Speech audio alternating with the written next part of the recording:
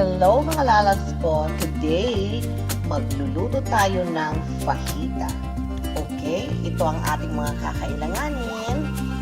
Fajita, mozzarella, lettuce, tomato, avocado, bell pepper, lime, garlic, onion, cilantro, sour cream. And of course, ang ating fajita bread. Alright, so let's go ahead and prepare muna natin ang ating mga main ingredients.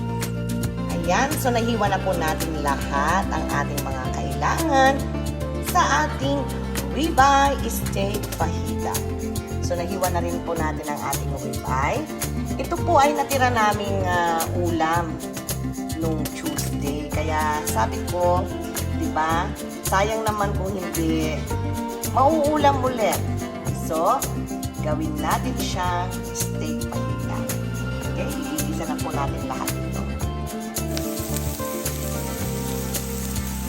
Ayan, igisa na natin ang ating bawang at sibuyas. At isusunod natin na ang ating bell pepper at ribeye steak.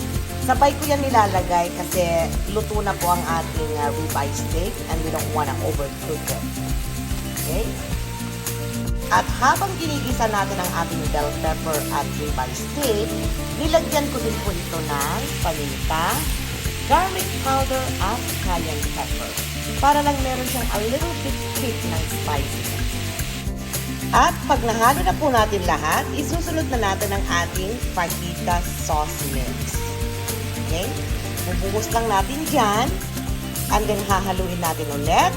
And then let it simmer for 5 minutes and it's done. Just like that. At habang niluluto natin ang ating fajita, i-prepare na rin po natin ang salsa. Ang salsa naman po ay cilantro, white onion and tomato, add a little bit of pepper and salt and mix it and just like that. At then syempre na-slice na rin po natin ang ating lime and hihiwain na rin po natin ng julienne cut ang ating avocado. At dahil naka-prepare na ang lahat, ang isusunod natin ay ipaiinit natin ang ating tortilla flour. Okay? Or ang ating fajita bread. At pag alam na po natin na malapit nang maluto ang ating flour tortilla or fajita bread, pwede na po natin itong lagyan ng mozzarella cheese. Okay? Gusto ko yung mozzarella cheese ko is a little bit melted. At pagka-melt po ng ating cheese, ilalagay na po natin ang ating lettuce.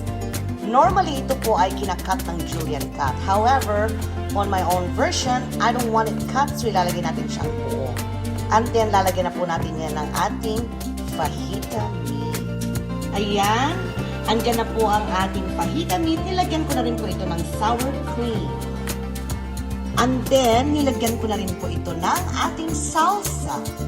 Isusunod natin ilalagay ang ating avocado. Ayan, na-prep na po natin ang ating steak fajita. Ilalagay na lang po natin ito sa plato para po ito ay atin nang balutin na parang burrito. Ayan, nailipat na natin siya sa plato. Ngayon, we're gonna sprinkle it with lime. Okay? Napakasarap nito guys, as in. Kaya kung meron kayong mga natirang mga beef strips or anything like that, pwede rin naman sa chicken. Pero most preferably kasi talaga is steak. Ayan, kain na tayo. Balutin na natin. Ayan, at syempre, alam nyo na, hindi kumpleto ang masarap na pagkain ni Mami G kung wala tayo guys. Kaya naman, tara na, let's